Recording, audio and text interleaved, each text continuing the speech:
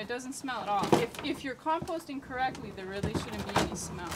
If there is a smell, it probably... Кристијана Арета дневно надодава на својот контейнер за ѓубриво под стрејата на станот.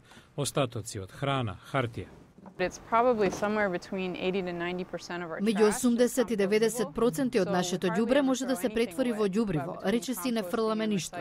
Вели, ако се постапува правилно, не мириса воопшто. Ѓубривото го користи во малата градина зад нејзиниот стан во Вашингтон. Wow, great. Ингрид Дрейк и партнерката започнале да прават своје ѓубриво од пред 3 години и се допаѓа идејата да ги користи остатоците од храна за да произведува нова храна.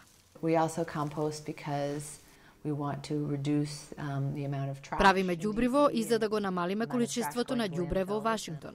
Ова не зема многу време, но доколку навистина немате време, ниту пак простор, тука е Джереми Бросовски, кој неодамна основа компанија Такси ѓубриво во Вашингтон.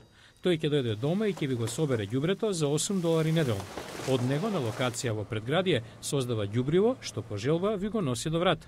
Остатокот од ѓубривото се користи за градини во градот. I believe that composting is not just about waste reduction, but also about food production. Не само што се намалува ѓубрето, туку и се произведува храна, еден вид урбано земјоделие. Бросовски верува дека ова е еден од начините големите градови да станат самоодржливи.